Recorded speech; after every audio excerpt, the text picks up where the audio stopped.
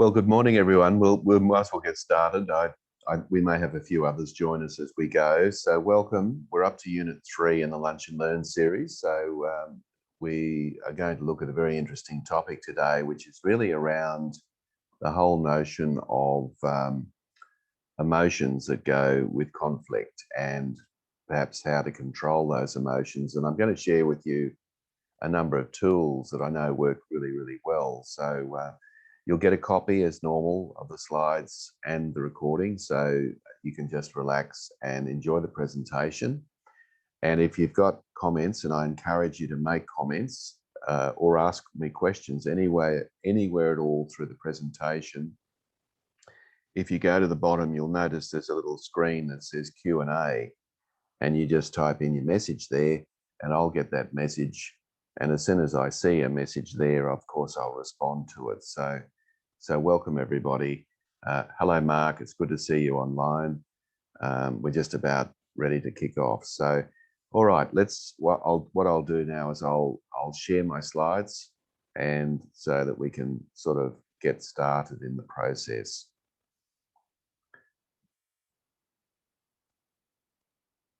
All right, so, okay, I better put it on the full screen.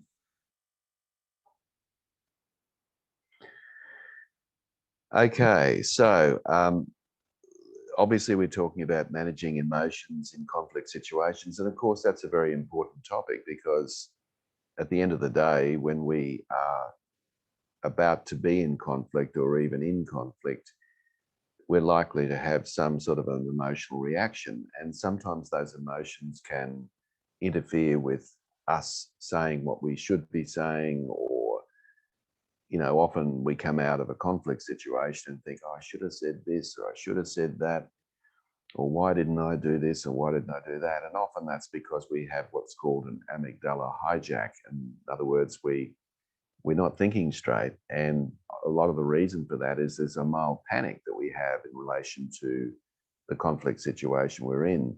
So we need to address that, because if we're doing a program on dealing with conflict, we need to understand our emotions and how we react to that. So in the very first session, very quick recap, we looked at 5 approaches for dealing with conflict. There was an opportunity for you to do a diagnostic there. And what the diagnostic was really about was to give you a chance to look at your own particular style or way of dealing with conflict.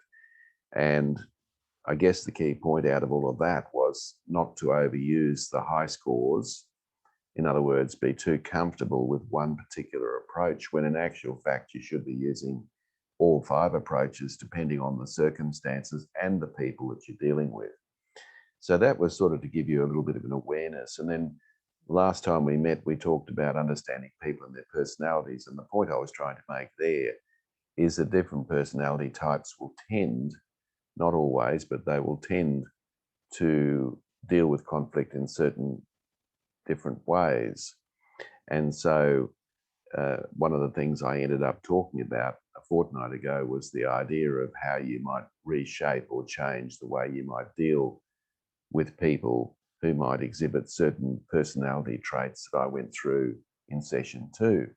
So today it brings us to the whole notion of managing emotion in conflict situations. And so there's 3 things I want to cover today. I want to look at understanding stress. Now, you know, just get a handle on stress. Where does it come from? How does it manifest itself? How can we minimize stress when we're dealing with conflict? Because obviously, in a lot of conflict situations, we are under pressure. And sometimes it's excessive stress. Obviously, a little bit of stress is a good thing. We all need a little bit of stress in our life, because if we don't have that, it's impossible to perform at the highest level. But often in a conflict situation, of course, we can be overstressed. And so that leads us to the second point about self-regulation. How do we regulate ourselves during those situations? And what are some of the strategies we can do to reduce stress? So they're the key points that I want to look at today. So a couple of key points about stress, and I think they're important points just to get things moving.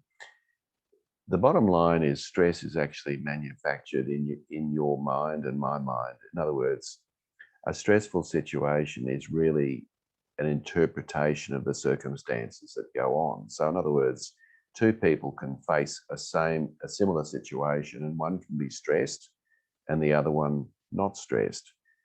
And you might say, well, why is that the case? Well, it's because, of course, we're telling ourselves different stories about the actual situation that we're in. So the important point there is that we manufacture that stress. The stress itself is not necessarily an objective truth. I mean, there's obviously situations where you would consider that most people would be under stress, but in a lot of cases, we interpret the situation in different ways. So that's important. It's an interpretation. So what that obviously leads to is the thought that we need to think differently about that situation and try to tell ourselves a different story about that. And bottom line, as I said before, is what stresses one person may not stress another. So stress is an inside job. It's not something that's out there beyond our minds. It's something that we interpret. Now, it's easier said than done, of course, but obviously if your stress levels are excessive when you're about to face a conflict situation or you're in a conflict situation, that is obviously not going to be conducive to you being your best self in that stressful situation. So obviously self-regulating that is really important. As I mentioned earlier, the reality is that there is a necessary stress for us to perform at a high level. And if there was no stress in our lives at all, or we didn't interpret things in some way as stressful, then it would be very difficult for us to perform, whether it's an athletic pursuit or whether it's something in our workplace, whether it's playing a musical instrument to a high level, whatever it might be, we certainly need some stress. But obviously, if that stress is excessive, then it can be damaging to performance. Now, we've all seen athletes who choke, in the final event or in a game or whatever, because they have sort of been overwhelmed by the stress. So obviously it can go too far. But the point I want to make is that we need some degree of stress to keep ourselves on our toes. And it's quite healthy and necessary for high performance. Now, this little chart here just demonstrates to you that if you look at on the left-hand side, you can see that you're in a low stress situation, and a low stress situation actually leads to low performance, as I mentioned. And then what happens is we get to a point of optimum stress where we are actually going to perform better or at a high level because it's keeping us on our toes, basically. But obviously, if that stress becomes excessive, or what we might say high stress or distress, what that means is our performance goes down. Now, the problem with this chart is that everybody has a different chart. So in other words, we have different thresholds around what optimum stress is. And that's important to understand that. And the other point about this is some things will stress us more than others, won't it? Some people are stressed because they won't meet deadlines, whereas other people don't worry too much about that. And other people might be stressed about being late to a meeting, whereas other people aren't too concerned about that. So we will interpret things differently. And as a result of that, what we might interpret as optimum stress might be something that is high stress for other people. So everyone's got their own thresholds around this, and that's the key point I want to make there. Now, of course, as you can see at the bottom there, you've got obviously low stress is probably getting to the situation of boredom and understimulation, whereas distress is overstimulation. And often in a conflict situation, we can actually interpret that as distress. And if we get to that stage, we're not going to be effective. So all the good things that we're talking about in this program go out the window because we're in a mild panic of how to deal with the situation that we're in. So it's about self-regulation, which is critically important, and a little bit more information on that in this slide here, that obviously, if you have excessive stress in your life, and let's face it, at different times in our life, we do interpret things as quite stressful. And if you have excessive stress over a long period of time, it can obviously, it can lead to health problems. It can lead to dysfunctional behavior and, of course, poor performance.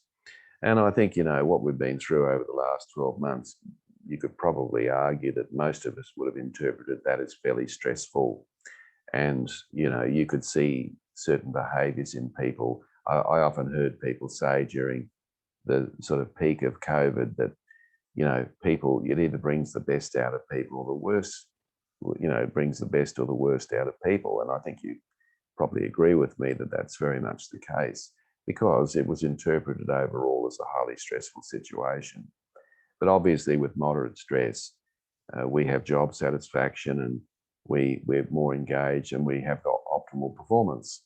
So the key is, how do we self-regulate ourselves so that we're in that zone more than we are in excessive stress? And too little stress is probably something that many of us don't suffer from, but if people are, if there's no stress in their life, then it, interesting enough, also leads to poor health outcomes. It can also lead to dysfunctional behavior and poor performance. So it's finding that sweet spot, really, isn't it, as to how we deal with things.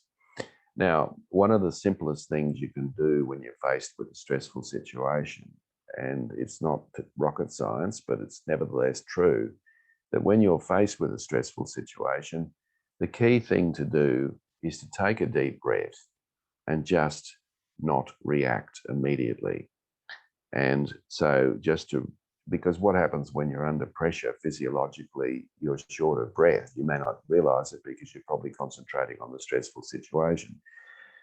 So taking the deep breath does two important things. Physiologically, of course, it puts oxygen in the lungs, which is critically important, of course. And the other thing it does is it just gives us a chance to assess the situation that we're in. So if someone sort of shouts at you in a meeting, instead of reacting immediately, it's sitting back, taking that deep breath, and then reacting accordingly. So I'll talk more about that as we go through today as well.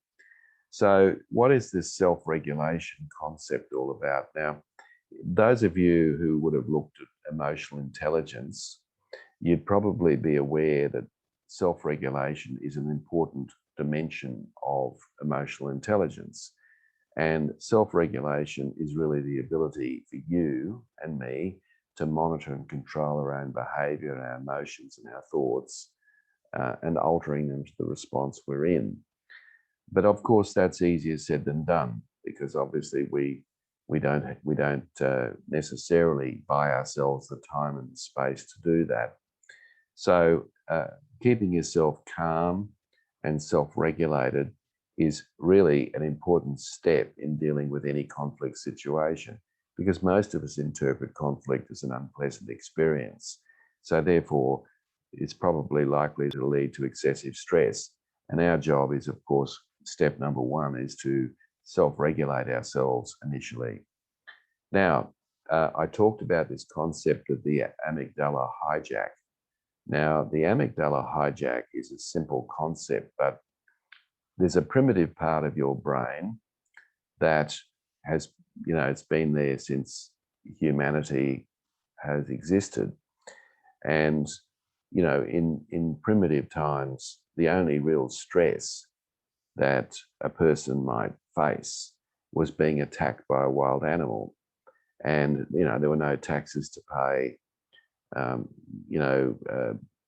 We didn't have issues with education and with no jobs and all the rest of it. All our job was to survive and to hunt for food. And in doing that, of course, there's always the potential to be attacked by a wild animal. When you're attacked by a wild animal, of course, there are two very logical ways of dealing with it. I mean, one is, and you've heard this before, flight or fight. So flight means run away. So if the animal is large and slow, running away would have been the best tactic. But if the animal was small and fast, maybe fighting would have been the right way. So the amygdala in your brain is still a primitive part of the brain that reacts when you're placed under pressure. So the moment you and I are put under pressure, what happens is the amygdala is activated.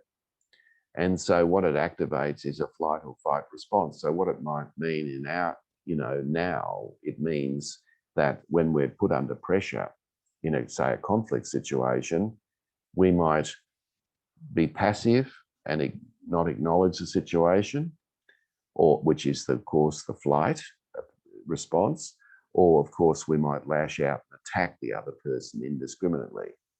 So both of those responses are still the primitive part of the brain called the amygdala overreacting in those circumstances. So the key question, or the key thing we've got to do, is try to stop the amygdala kicking in.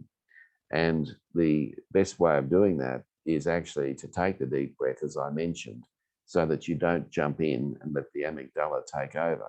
Because as soon as the amygdala takes over, the primitive mind comes into play, and you will have a tendency to either do one of two things, flight or fight. And you'd probably recognize that in your own behavior.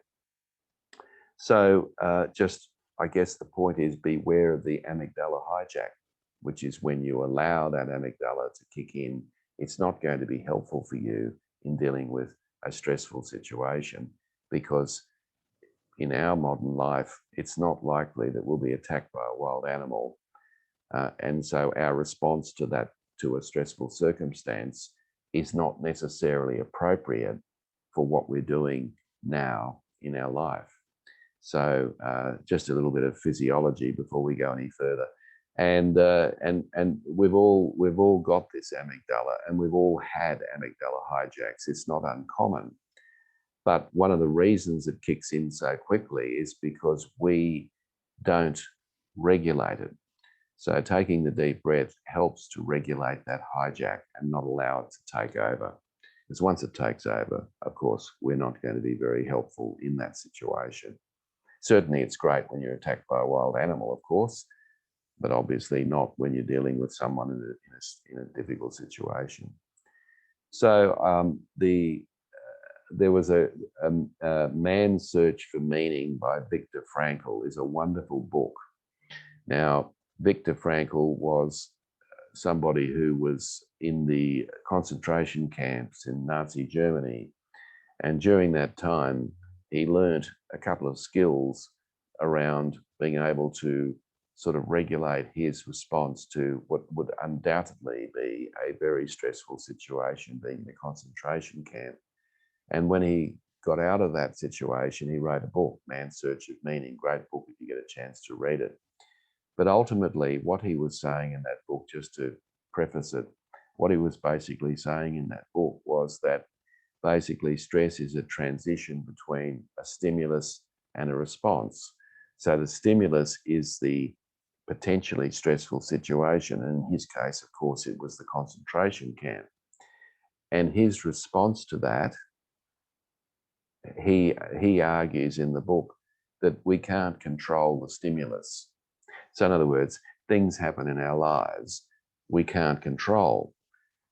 The only thing that we can actually control, he says, is our response to that stimulus. So in other words, we can regulate how we might respond, but we can't regulate what happens to us. All right. So it's that space between the stimulus and the response. And he wrote a book on that and became an international bestseller. So what happens actually during a stressful situation is that the transition involved around the appraisal of the stress is based on two core questions that we ask ourselves. Now, we're not consciously aware of these questions, but nevertheless, they are activated in our mind. The first and critically important question we ask ourselves is this a threat to me? That's question one, because, that's how we survive. And if the answer is yes, Then the second question we ask ourselves, whether we realize it or not, is, can I cope? Now, if we answer no to that question, then obviously we will have an amygdala hijack.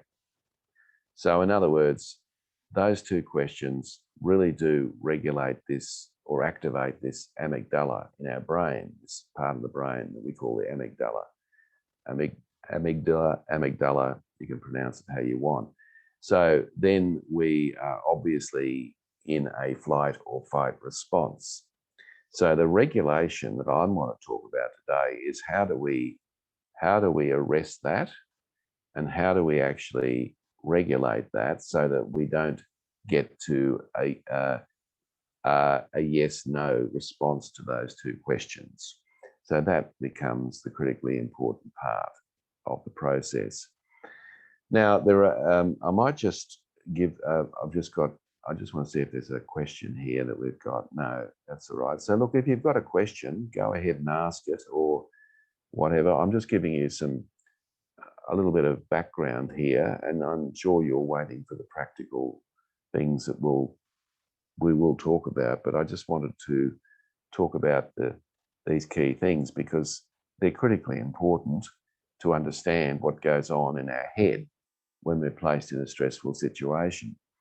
Now, here's some tactics. And so here are some practical things that you can do when you're put under enormous pressure in a conflict situation. You can use what's termed the 3-lens approach. And this can be quite effective.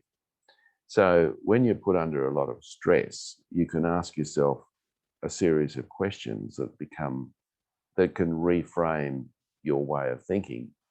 So, so you might think to yourself, what would the other person in this conflict say, and in what ways might it be true?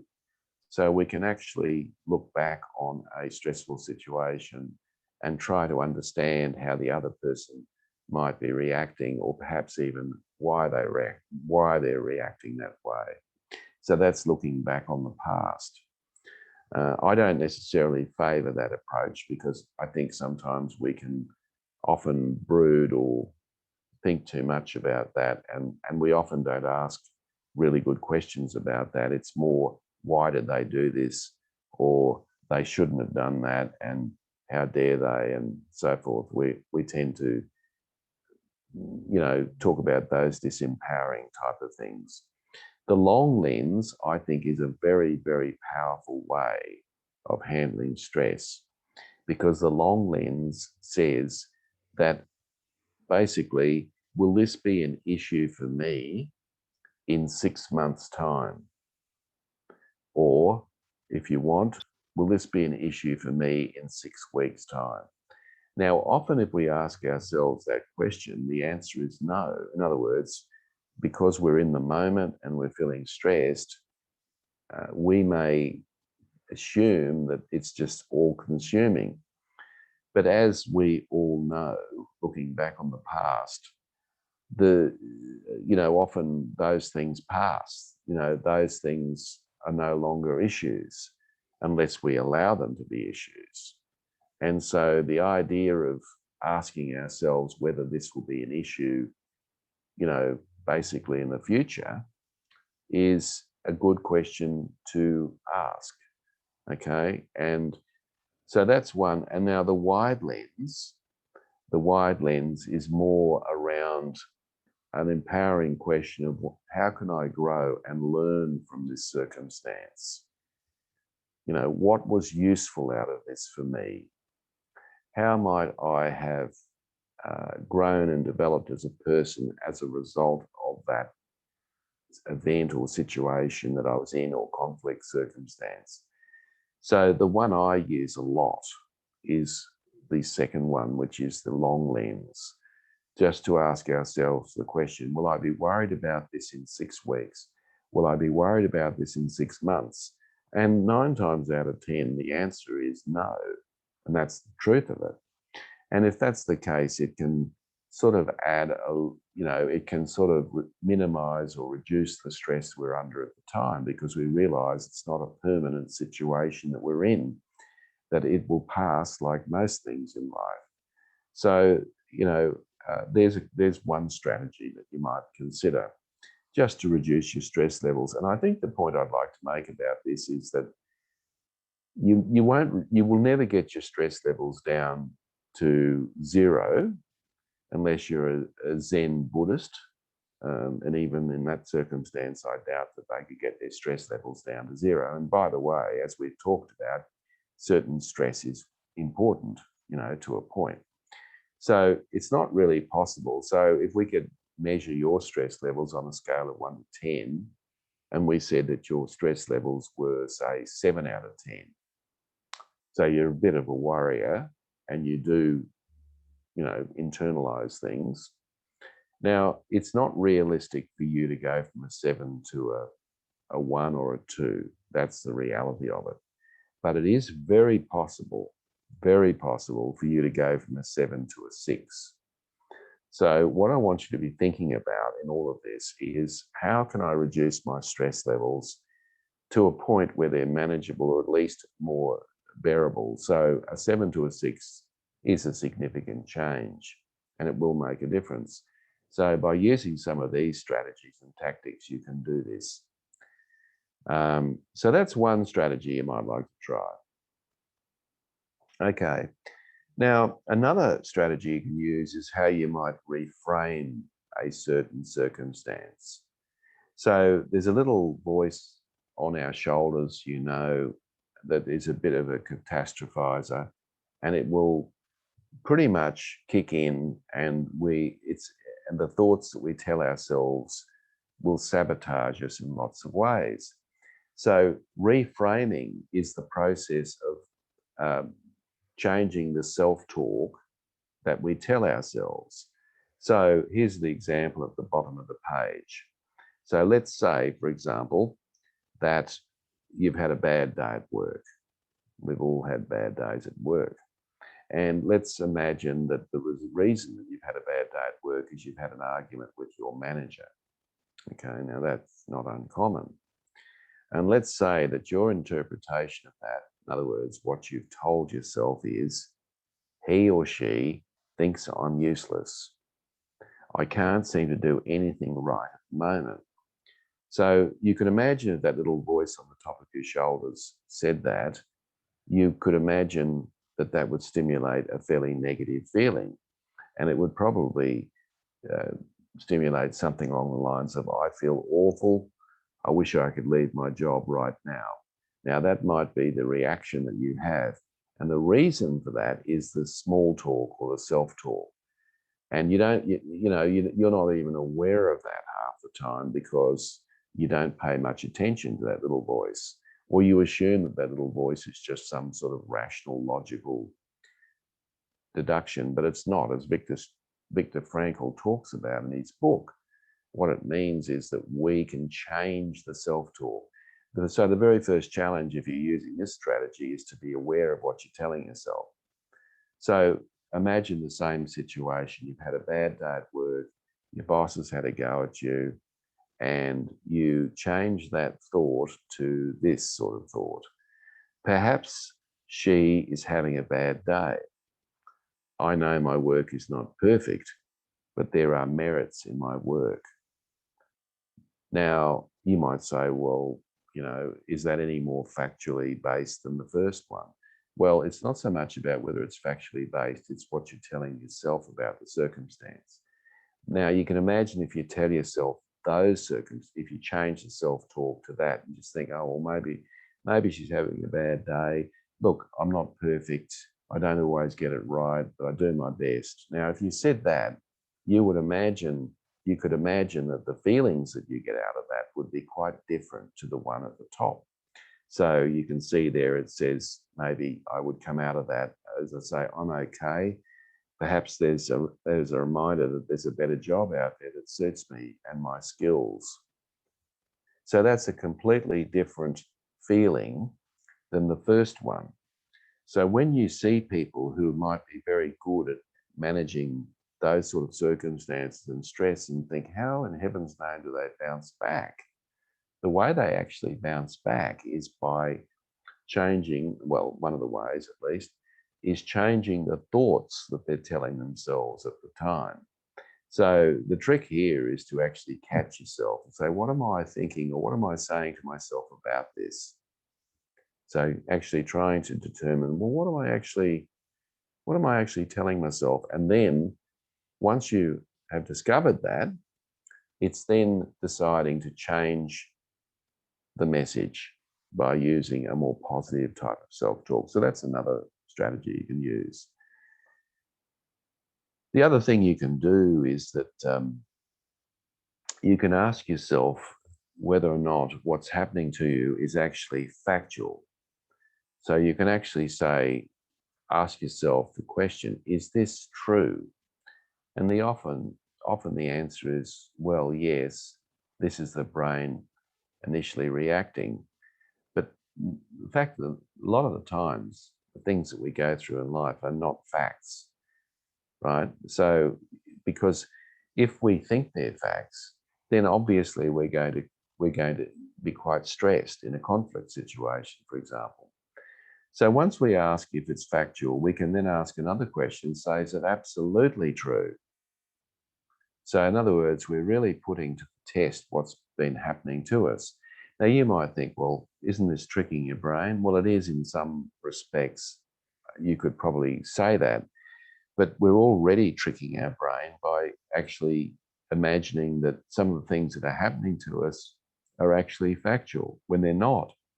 So we're actually doing that anyway. And thirdly, how does this thought make me feel?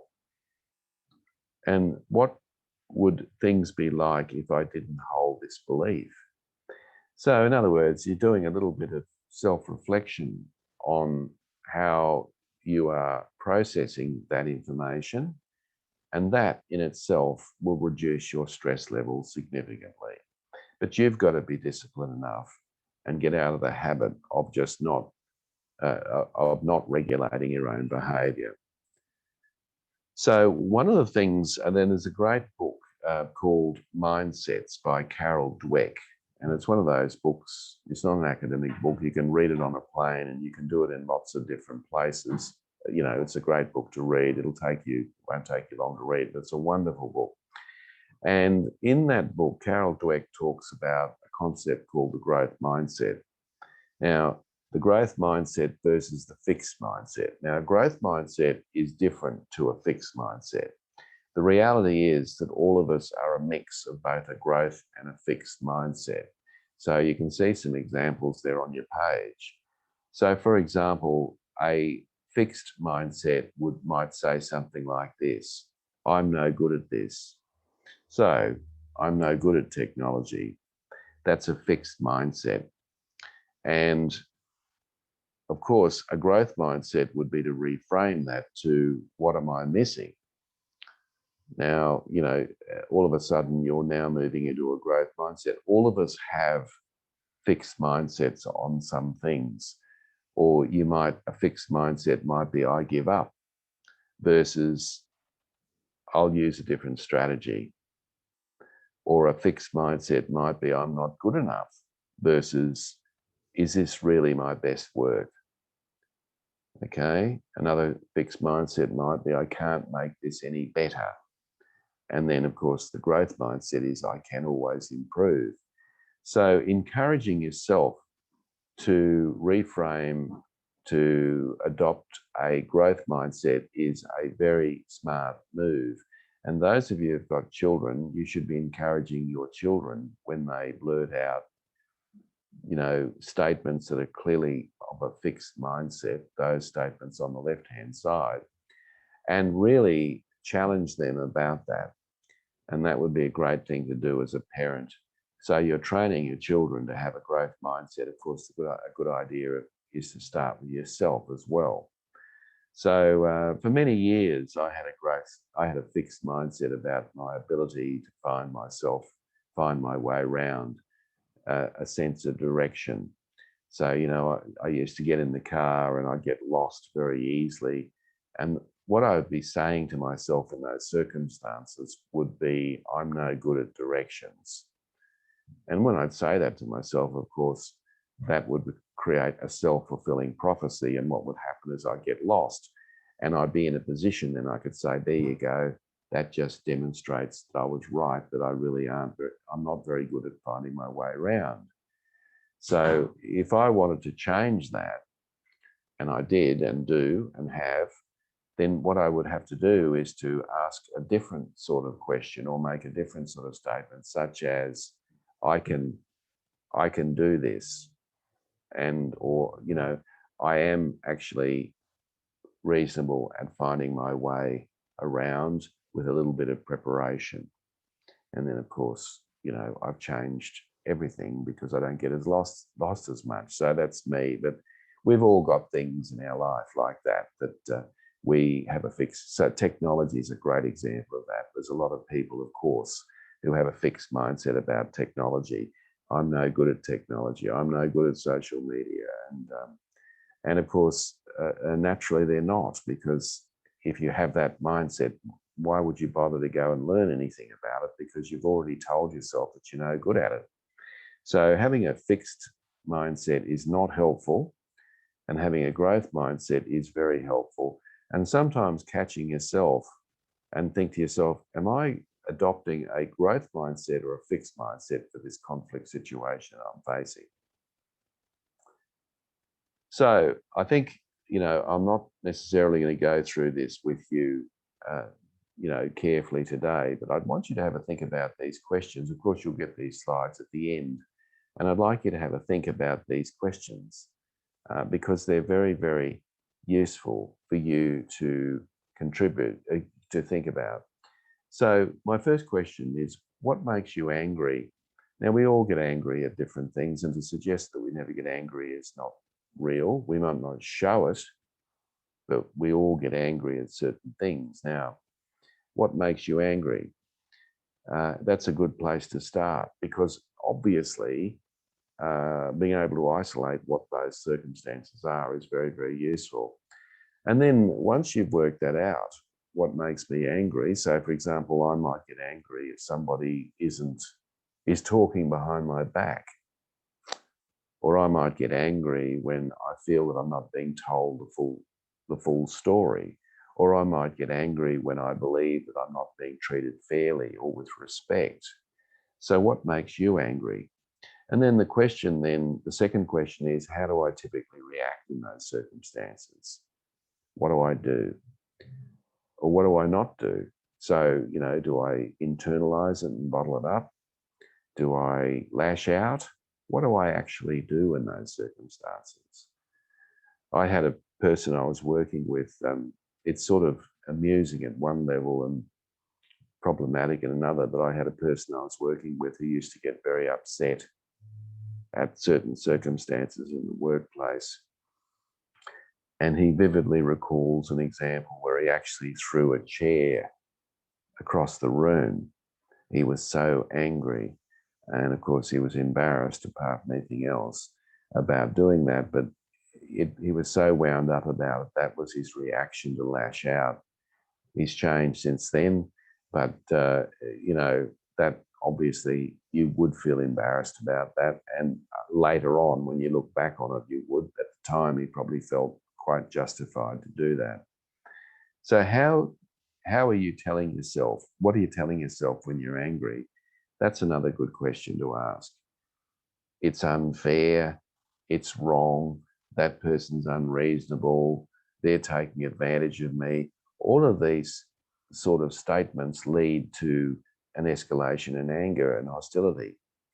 So what personal values are being violated? Now, this is very, very important, because one of the clues about what makes you angry is often what values are being violated. So think about that for a moment. What are the values that are important to you? And we've all got them. You know, people often sneer at values on the wall and all the rest of it. But at the end of the day, we've all got a set of values we operate by, right? So if somebody violates a value that you feel very strongly about, this will be a very surefire sign where you will get angry. So, for example, if you believe in teamwork and collaboration very strongly, and in fact, as a leader, you try very hard to be collaborative. You try very hard to build a team. And if somebody decides that they don't want to be a team player and they decide not to be collaborative, then it's likely that if you hold that value about collaboration and teamwork, then you're going to get angry about it. Because what's happened actually is that person has violated a value that you feel very strongly about. So just knowing that is helpful, because by knowing that, it gives you a little bit more sense of empowerment to decide whether to react in a way that's probably not going to be ideal in the circumstances. And then, of course, the other thing you should ask yourself is, how long does it take me to calm down? For some people, they can get over things in a very short space of time, and for others, it can linger for long periods of time. And so the question is, how long does it take for you to come back to earth after getting angry? And I know what you're thinking, it depends on the circumstances, absolutely.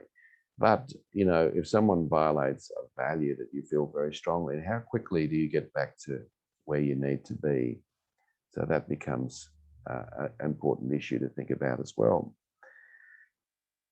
So summing all this up, I think what it means for you and me when we're dealing with conflict is we've got to try to remain relaxed as we possibly can.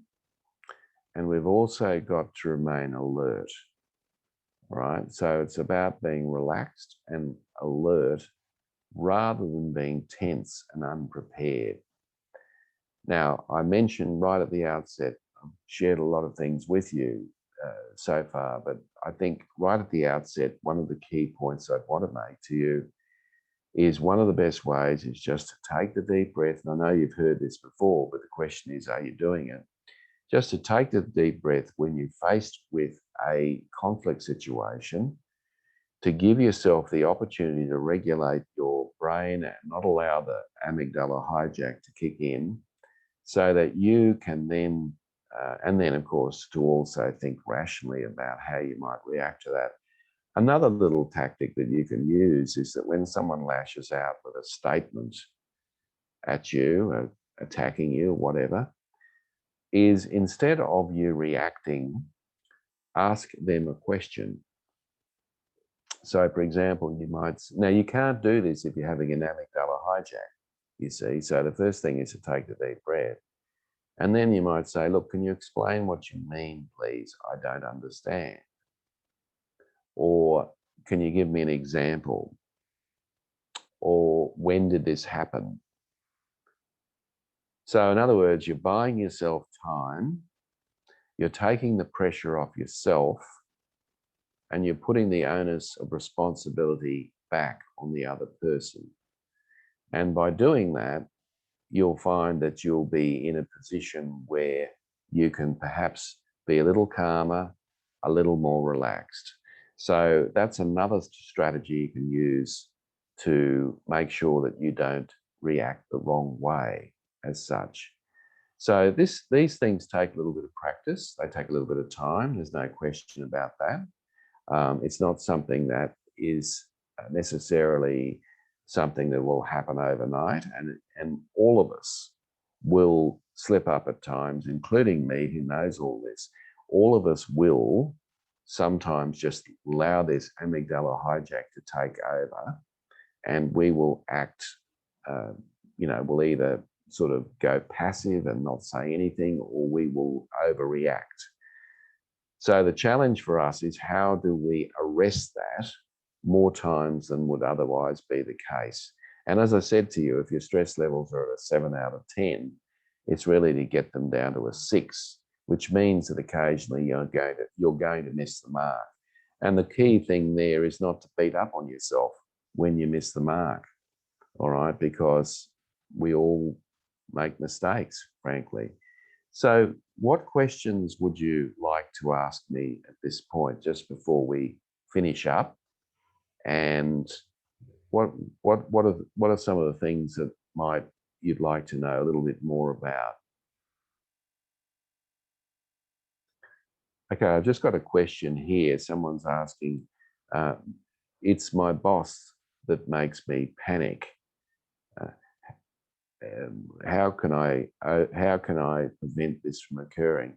Well, the first thing, I won't mention your name, but the first thing that is important there is, why is it your boss that makes you panic? You know, in other words, I notice you mentioned boss.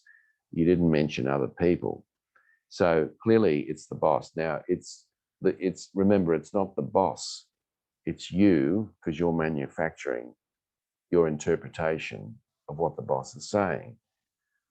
Because I'll guarantee that there'll be someone else that might not react the same way that you do. So therefore, it's obviously the person. It might be their position. It might be that they just rub you up the wrong way, or whatever it is. But remember, as Viktor Frankl said, it's your reaction to that makes the difference. So what you've got to do is you've got to, you're conscious of that. That's a good step in the right direction. And I'm sure that's probably self-evident. But the key thing for you is just try to find that space between stimulus and response. In that space, that small window there, you've got to jump in and use some of those tactics to prevent that from happening. I'll tell you the good news about this. When you do this well, and you will if you're willing to work at this, you'll be amazed. You'll walk away and feel really good about yourself. And the reason you'll feel good about yourself is that you will have felt a sense of control over the circumstances that you're in. And that has to be a win. And so what happens is your confidence goes up a little bit. And it means that the next time you're put in that position, you may not overreact or underreact, because you feel you've got a bit of a track record now and you know that you can deal with that. So what I want you to do, and essentially this is what the homework's all about, I really want you over the next fortnight before we meet again to really try to, next time that you feel that you're losing it in a conflict situation, or you're not thinking clearly, and we've all been there, I'm talking to you, but I'm talking to everybody as well. We've all been there, including me. Now, when you're in those positions, you've got to ask yourself the question, you've got to use some of the tactics that I've talked about today. Because remember, the stress of the conflict that you're in is manufactured in your head. It's a result of how you respond to the stimuli. And so if you respond to the stimuli in a negative way, by your self-talk or whatever it might be, you are not going to be at your very best. So the tactics and the strategies I've shared with you are things that I want you to practice between now and the next time we meet.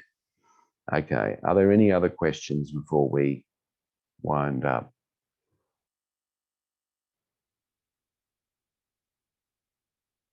Okay, so just to do a quick, where are we in the program?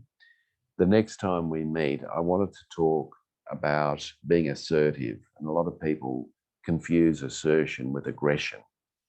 And they make the assumption that being assertive is actually aggressive. It's not.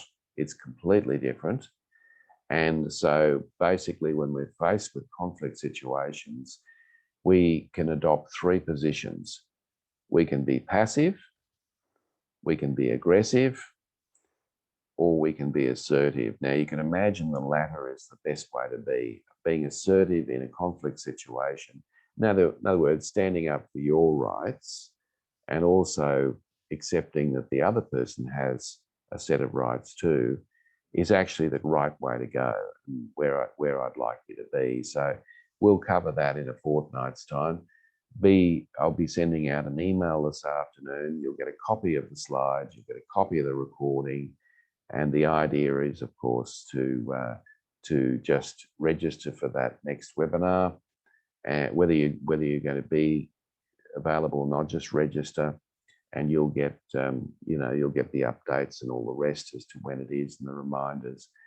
All right. Well, thank you, folks. I hope you found that useful. I hope that sort of helped you just think through the way to manage your emotions, and particularly self-regulation when you're dealing with stressful situations. So we'll catch you in a fortnight. Have a wonderful weekend, and I'm sure you'll get plenty of opportunity over the next fortnight to practice trying to self-regulate your emotions.